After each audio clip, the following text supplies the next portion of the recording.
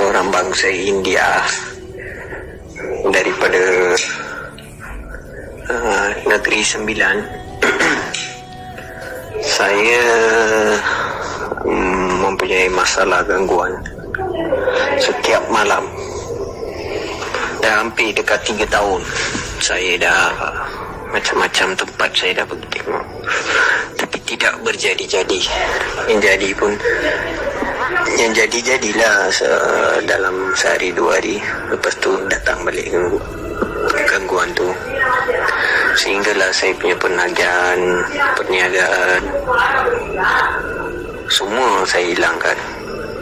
Kerana punca kegangguan ni, ada orang menghantar barang syaitan pada saya. Setelah saya jumpa dengan Cik Man melalui telefon, saya call, saya bagi tahu masalah saya.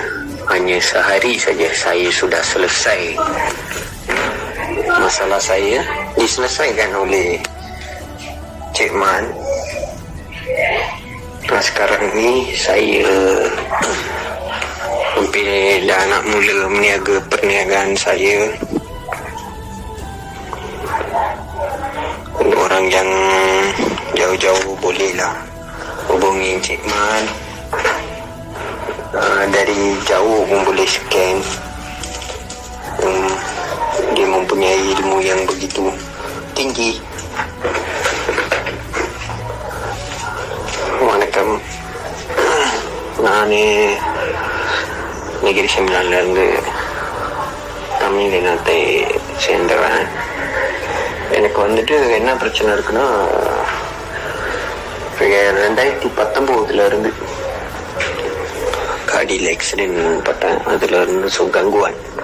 ராத்திரியான படுத்து தூங்க முடியாது, வேலை கான்ட்ராக்ட் எல்லாமே போச்சு, என்னமோ போச்சு. என்னோட சொத்து பத்து எல்லாமே போச்சு. ஸோ எங்கெங்கேயோ பார்த்து முடியல. 16 இடம் பார்த்தேன், எதுவுமே முடியல.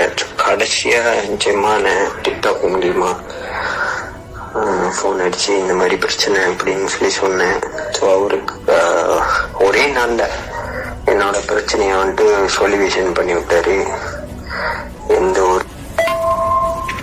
எந்த ஒரு காசும் வாங்கலை, எதுவும் வாங்கலை. ஏன்னா அவ்வளோ பெரிய ஒரு சூசாக்கு ஆளாக்கி விட்டுருச்சு. இப்போ செஞ்சு 2 நாள் தான் எனக்கு பிரச்சனைகள் எல்லாமே தீர்றதுக்கு இதாகிக்கிட்டு இருக்கு. ஸோ யாருக்கு இந்த மாதிரி பிரச்சனை, பெரிய பெரிய பிரச்சனைகள்லாம் இருக்கோ, சும்மா தொடர்பு கொள்ளுங்க. அவருக்கு ஒரு இது இருக்குன்னா, கொலிகேஷனு வெகு தூரத்துல இருந்து அவருனால ஸ்கேன் பண்ணி பார்க்க முடியும் என்ன பிரச்சனை ஏது அப்படின்னு சொல்லி.